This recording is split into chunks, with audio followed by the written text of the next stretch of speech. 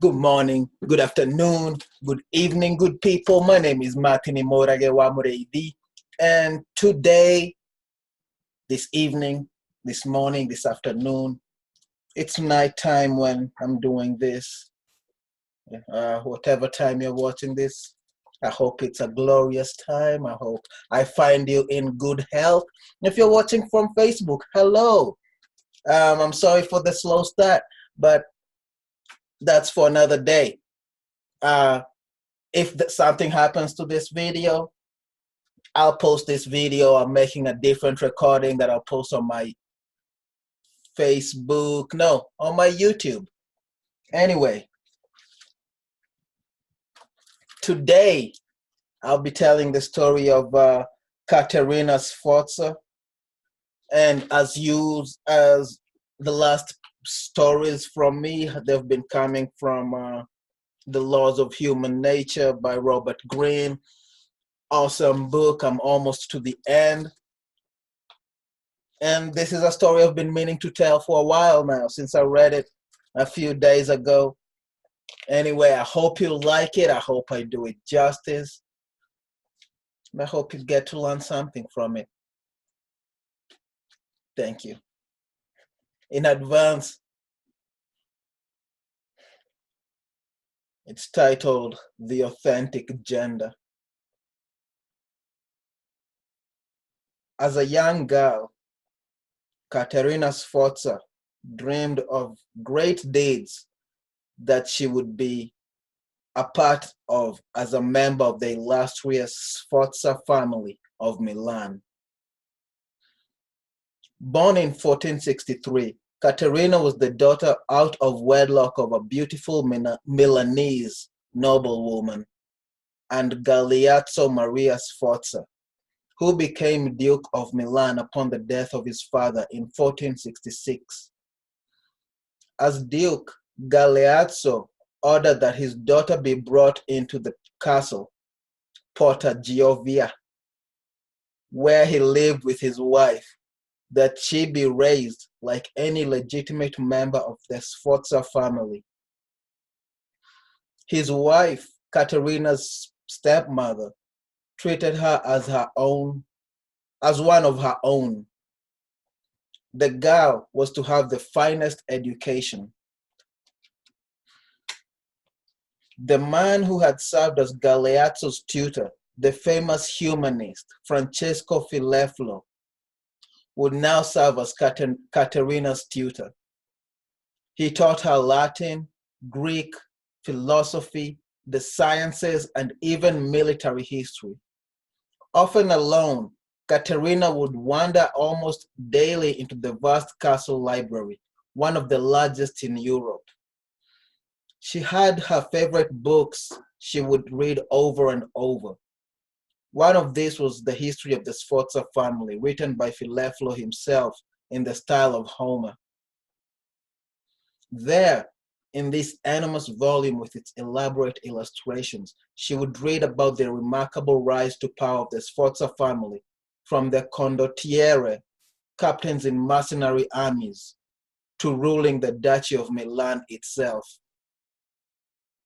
The Sforzas were renowned for their cleverness and bravery in battle.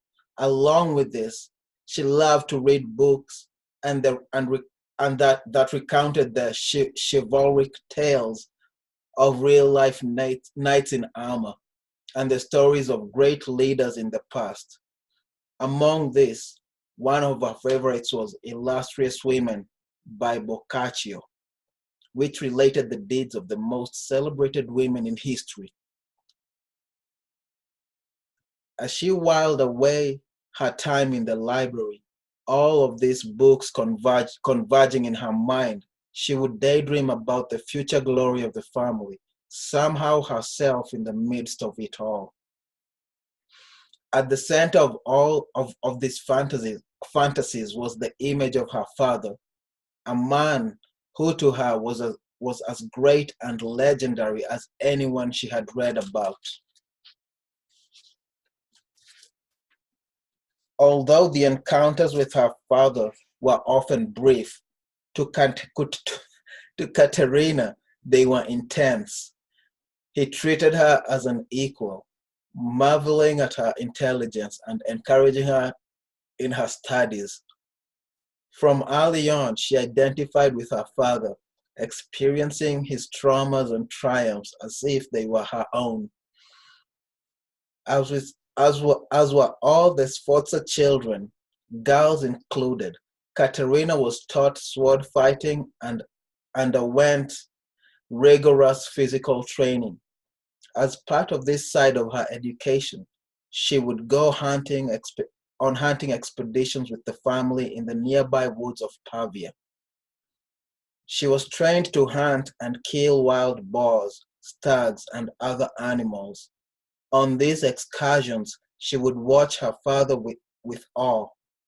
He was a superior horseman, riding with such impetuosity as if nothing could hurt him. In the hunt, taking on the largest animals, he would show no signs of fear. At court, he was the consummate diplomat, yet always maintained the upper hand.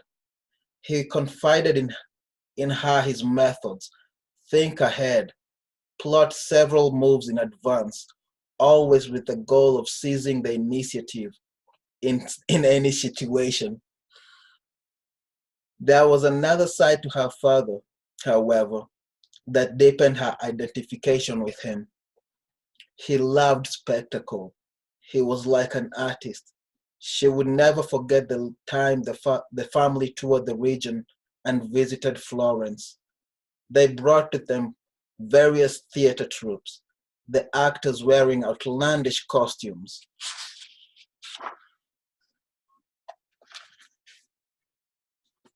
They dined in the country inside the most beautiful colored tents.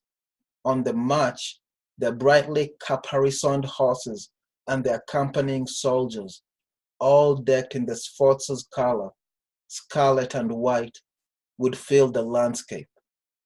It was a hypnotic and thrilling sight, all orchestrated by her father. He delighted in always wearing the latest in Milanese fashions, with his elaborate and bejeweled silk gowns. She came to share this interest, clothes and jewels becoming her passion. He might seem so virile in battle, but she would see him crying like a baby as he listened to his favorite choral music. He had an endless appetite for all aspects of life, and her love and admiration for him knew no bounds. And so, in 1473, when her father informed the 10-year-old Caterina of the marriage he had arranged for her, her only thought was to fulfill her duty as a Sforza and please her father. The man Galeazzo had chosen for her was Girolamo Riario, the 30-year-old nephew of Pope Sixtus IV, a marriage that would forge a valuable alliance between Rome and Milan. Give me a second, good people. Need to wet my mouth.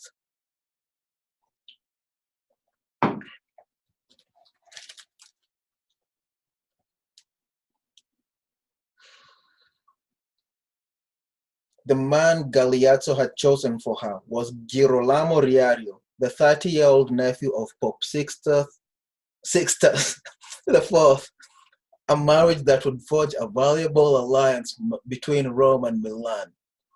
As part of the arrangement, the Pope purchased the city of Imola in Romagna, which, oh,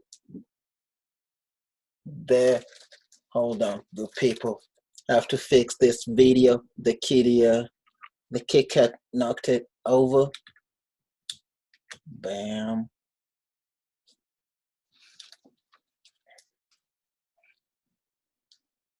As part of the arrangement, the Pope purchased the city of Imola in Romagna, which the Sforzas had taken decades before, christening the new couple the Count and Countess of Imola.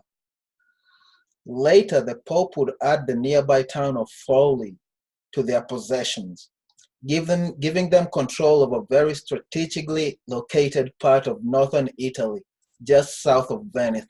Just south of Venice.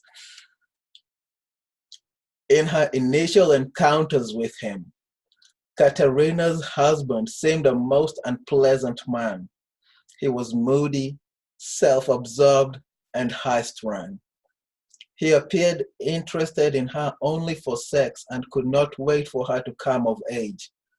Fortunately, he continued to live in Rome, and she stayed in Milan. But a few years later, some disgruntled noblemen in Milan murdered her beloved father, and the power of the Sforzas seemed in jeopardy. Her position as the marriage pawn solidifying the partnership with Rome was now more important than ever. She quickly installed herself in Rome. There, she would have to play the exemplary wife and keep on the good side of her husband. But the more she saw Girolamo, the less she respected him. He was a hothead, making enemies wherever he turned. She had not imagined that a man could be so weak, and compared with her father, he failed by every measure. She turned her attention to the Pope. She worked to gain his favor and that of his courtiers. Caterina was now a beautiful young woman with blonde hair, a novelty in Rome.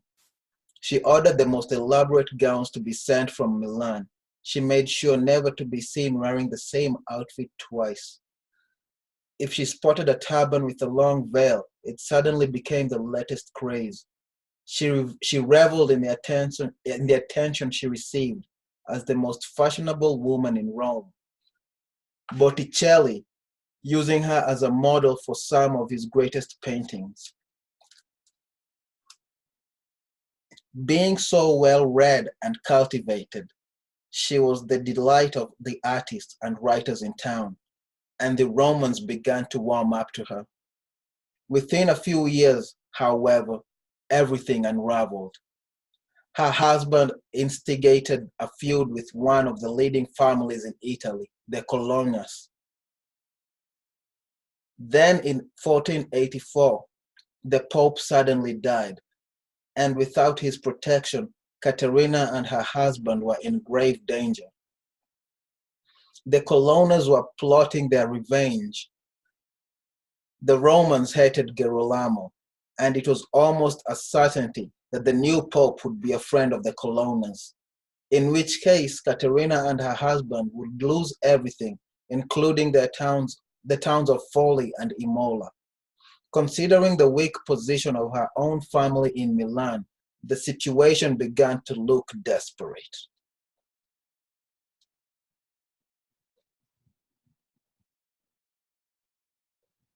Until a new pope was elected, Girolamo was still the captain of the papal armies, now stationed just outside Rome. For days, Caterina watched her husband, who was paralyzed with fear and unable to make a decision.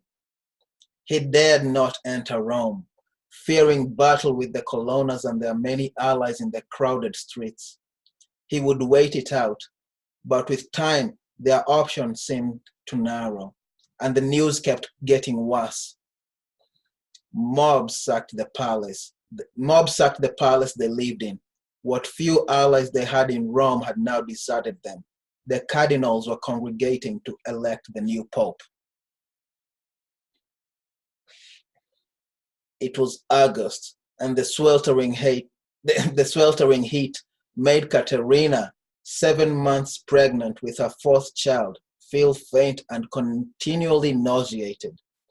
But as she contemplated the impending doom, the thought of her father began to occupy her mind. It was as if she could feel his spirit inhabiting her. Thinking as he would think about the predicament she faced, she felt a rush of excitement as she formulated an audacious plan. Without telling a soul of her intentions, in the dark of night, she mounted a horseback and snuck out of camp, riding as fast as she could to Rome. As she had expected, in her condition, no one recognized her, and she was allowed to enter the city. She headed straight to the Castel Sant'Angelo, the most strategic point in Rome, just across the Tiber River from the city center and close to the Vatican. With its impregnable walls and its cannons that could be aimed at all parts of Rome, the person who controlled the castle controlled the city. Rome was a tumult, mobs filling the streets everywhere. The castle was still held by a lieutenant loyal to Girolamo. Identifying herself, Caterina was let into San Angelo. Once inside, in the name of her husband, she took possession of the castle, throwing out the lieutenant whom she did not trust. Sending word out through the castle to soldiers who swore loyalty to her, she managed to smuggle in more troops. With the cannons of San Angelo now pointing at all roads leading to the Vatican, she made it impossible for the cardinals to meet in one location and elect the new pope. To make her threats real, she made her soldiers fire the cannons as warning. She meant business. Her terms of surrendering the castle were simple: that all of the property of the Riarios be guaranteed to remain in their hands, including Folly and Imola. A few evenings after she had taken over San Angelo, wearing some armor over her gown, she marched along the ramparts of the castle. It gave her a feeling of great power, so far above the city, looking down on the frantic men below, helpless to fight against her, a single woman hobbled by pregnancy. When an envoy of the cardinal who was organizing the conclave to elect the new pope was sent to negotiate with her and seemed reluctant to agree to her conditions of surrender, she shouted down from the ramparts so all could hear, "So, the cardinal wants a battle of wits with me, does he? What he doesn't understand is that I have the brains of Duke Galeazzo, and I am as brilliant as he." As she waited for their response, she knew she controlled the situation. Her only fear was that her husband would surrender and betray her, or the August heat would make her too ill to wait it out. Finally, sensing her resolve, a group of cardinals came to the castle to negotiate, and they acceded to her demands. The following morning, as the drawbridge was lowered to let the countess leave the castle, she noticed an enormous crowd pushing close to her. Romans of all classes had come to catch a glimpse of the woman who had controlled Rome for 11 days. They had taken the countess for a rather frivolous young woman addicted to clothes, the Pope's little pet. Now they stared at her in astonishment. She was wearing one of her silk gowns, with a heavy sword dangling from a man's belt, her pregnancy more than evident. They had never seen such a sight. Their titles now secure, the Count and Countess moved to Forli to rule their domain. With no more funds coming from the papacy, Girolamo's main concern was how to get more money, and so he increased the taxes on his subjects, stirring up much discontent in the process. He quickly made enemies of the powerful Ossi family in the region.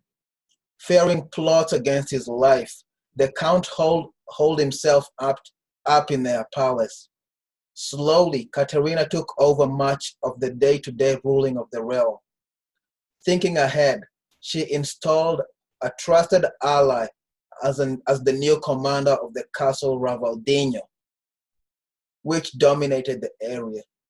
She did everything to ingratiate herself to the locals, but in a few short years, her husband had done too much damage.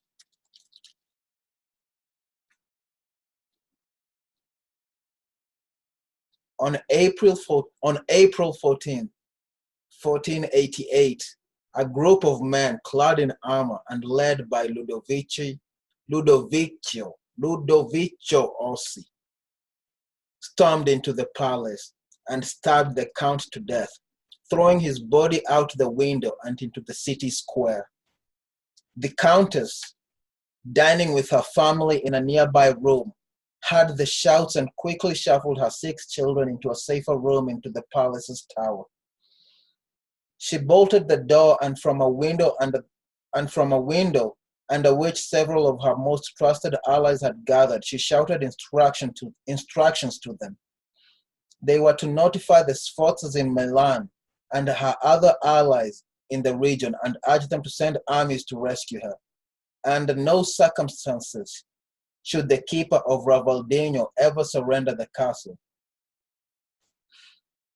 Within minutes, the assassins had broken into her room, taking her and her children captive. Several days later, Ludovico Orsi and his fellow conspirator, Giacomo della Ronce, marched Caterina up to Ravaldino. She was to order the castle's commander to surrender it to the assassins. As the commander she had installed, Tommaso Feo, looked down from the ramparts. Caterina seemed to fear for her life, her voice breaking with emotion. She begged Feo to give up the fortress, but he refused. As the two of them continued their dialogue, Ronce and Orsi sensed the Countess and Feo were playing some sort of game, talking in code. Ronce had had enough of this. Pressing the sharp edge of his lance tight against her chest, he threatened to run her through unless she got Feo to surrender, and he gave her the sternest glare. Suddenly, the Countess' expression changed. She leaned further into the blade, her face inches from Ronce, and with a voice dripping with disdain, she told him, "Oh, Giacomo del Ronce, don't you try to frighten me. You can hurt me, but you can't scare me, because I am the daughter of a man who knew no fear. Do what you want. You have killed my lord. You can certainly kill me. After all, I'm just a woman." Confounded by her words and demeanor, Ronce and Orsi decided that they had to find other means to pressure her. Several days later, Feo communicated with the assassins that he would indeed hand over the fortress, but only if the Countess would pay him his back wages and sign a letter absolving him of any guilt for such surrender. Once again, Orsi and Ronce led her to the castle and watched her closely as she seemed to negotiate with Feo. Finally, Feo insisted that the Countess enter the fortress to sign the document. He feared the assassins were trying to trick him, and he insisted she enter alone. Once the letter was signed, he would do as he had promised. The conspirators, feeling they had no choice, granted his request, but gave the Countess a brief frame to conclude the business. For a fleeting moment, just as she disappeared over the drawbridge into Ravaldino, she turned with a sneer and gave the Italian equivalent of the finger to Ronce and Orsi. The entire drama of the past few days had been planned and staged by her and Feo, with whom she had communicated through various messengers. She knew that the Milanese had sent an army to rescue her, and she only had to play for time. A few hours later, Feo stood on the ramparts and yelled down that he was holding the Countess hostage, and that was that. The enraged assassins had had enough. The next day, they returned to the castle with her 6 children, and called Caterina to the ramparts, with daggers and spears pointed at them in the most menacing fashion, and with the children wailing and begging for mercy.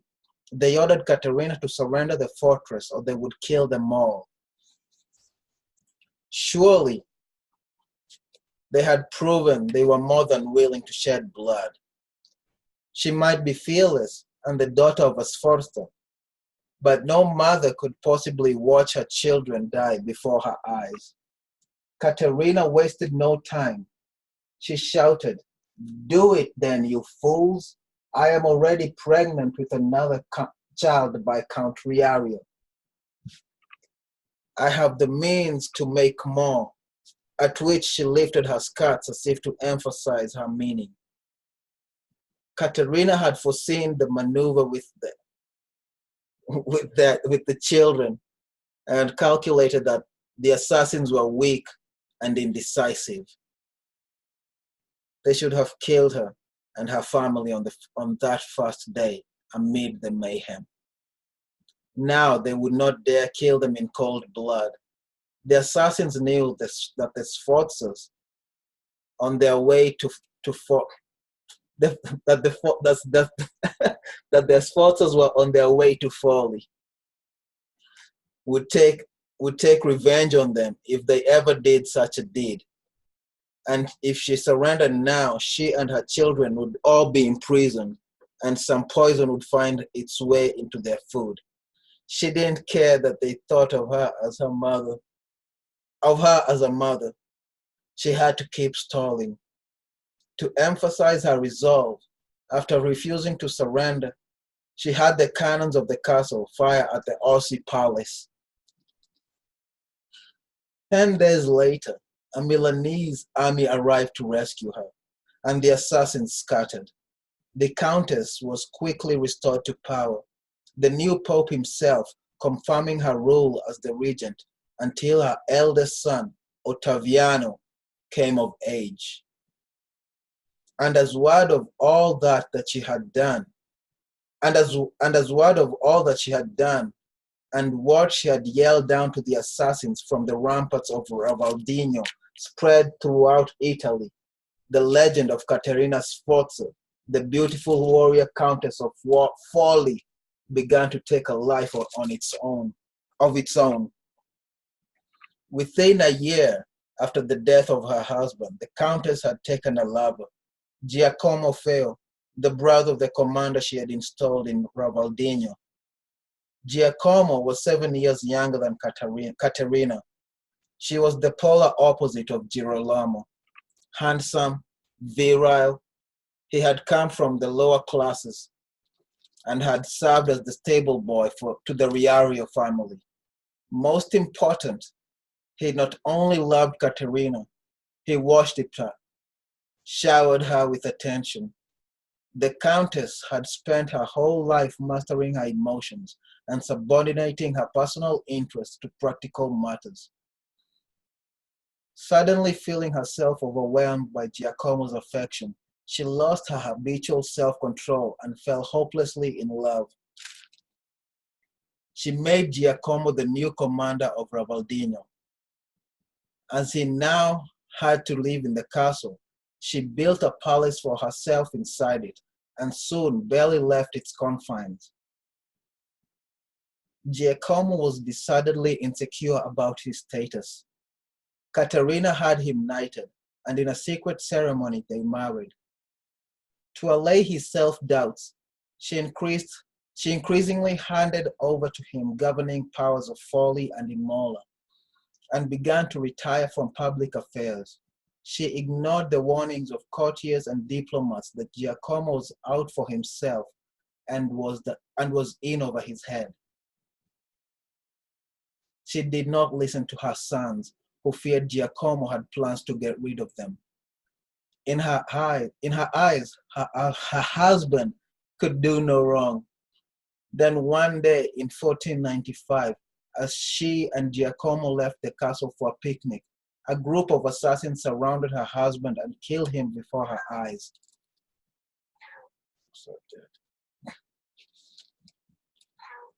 Caught off guard by this action, Caterina reacted with fury. She rounded up the conspirators and had them executed and their families imprisoned. In the months after this, she fell into a deep depression, even contemplating suicide. But what happened to her over the past few years? But what had happened to her over the past few years? How had she lost her way and given up her power? What had happened to her girlhood dreams and the spirit of her father that was her own? Something had clouded her mind. She turned to religion and she returned to ruling her realm. Slowly, she recovered. Then one day, she received a visit from Giovanni de' Medici, a 30-year-old member of the famous family and one of Florence's leading businessmen. He had come to forge commercial ties between the cities. More than anyone else, he reminded her of her father. He was handsome, clever, extremely well-read, and yet there was a softness to his character. Finally, here was a man who was equal in knowledge, power, and refinement. The admiration was mutual. Soon they were inseparable, and in 1498 they married, uniting two of the most illustrious families in Italy.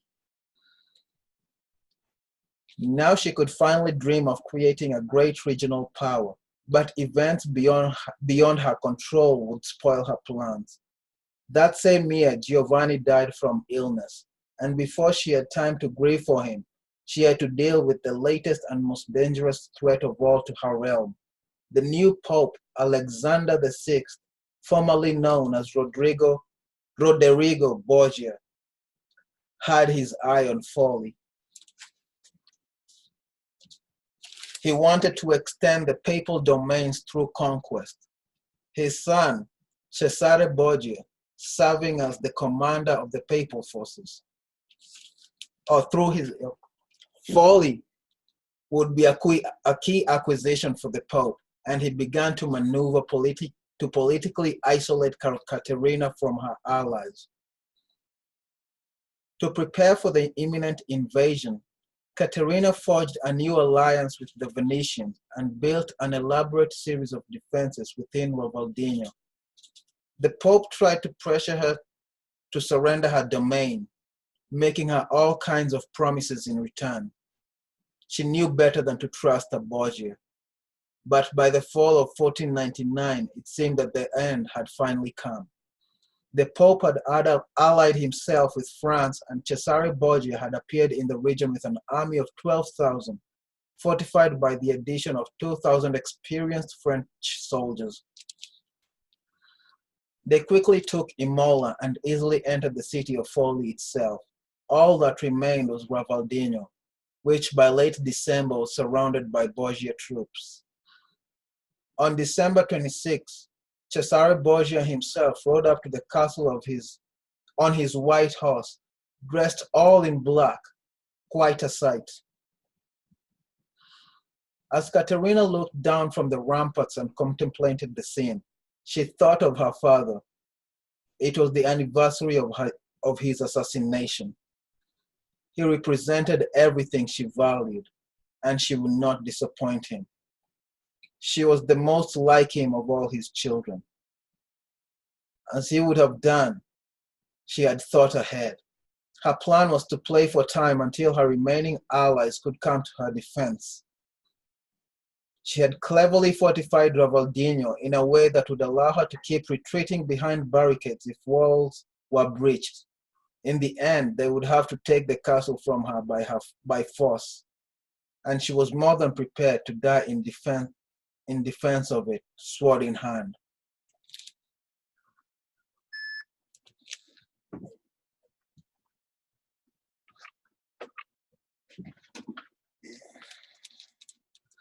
As she listened to Borgia address her, it was clear he had finally come to flutter and flirt. Everyone knew his reputation as a devilish seducer, and many in Italy thought Caterina had rather loose morals. She listened and smiled, occasionally reminding him of her past deeds and her reputation as a Sforza. If he wanted her to surrender, he would have to do better. He persisted in his courtship and asked to parley with her personally. She appeared to finally succumb to his charm. She was a woman, after all.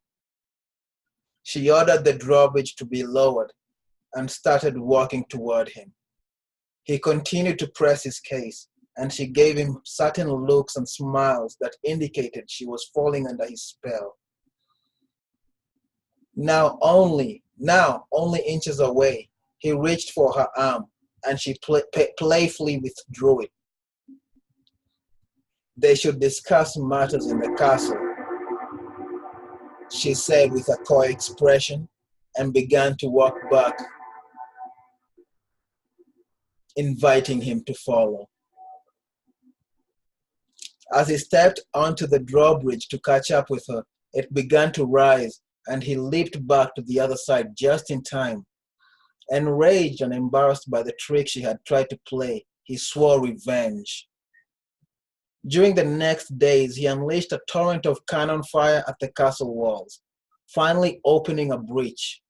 Borgia troops flooded in, led by the more experienced French. It was now hand-to-hand combat, and at the front of her remaining troops was Caterina. The head of the French troops, Yves d'Alleg, stared at her in amazement as the beautiful countess, her ornamented cuirass over her dress, charged at his men from the front line, handling her sword deftly, without a trace of fear. She and her men were about to withdraw farther into the castle, hoping to prolong the battle for days, as she had planned, when one of her own soldiers grabbed her from behind and, his sword at her throat, marched her over to the other side. Borgia had put a price on her head, and the soldier had betrayed her for the reward. The siege was over, and Borgia himself took possession of his great prize. That night he raped her and kept her confined in his rooms, trying to make it seem to the world that the infamous warrior countess had willingly succumbed to his charms.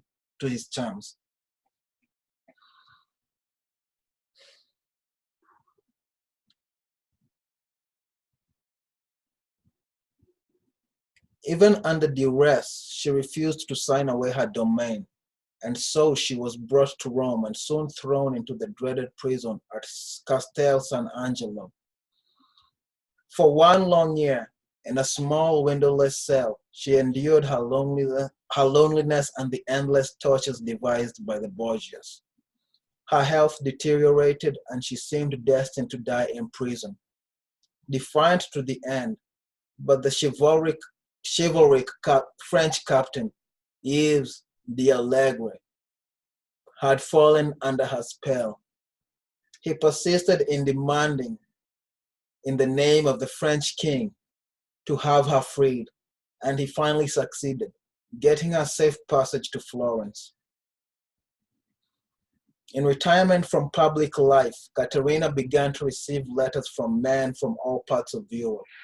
Some had seen her over the years. Most had only heard of her. They obsessed over her story, confessed their love, and begged for some memento, some relic to worship.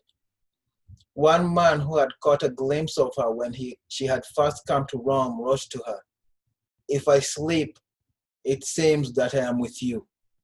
If I eat, I leave my food to talk to you. You are engraved in my heart." Weakened by her year in prison, the Countess died in 1509. Thank you for watching, good people. I hope you enjoyed.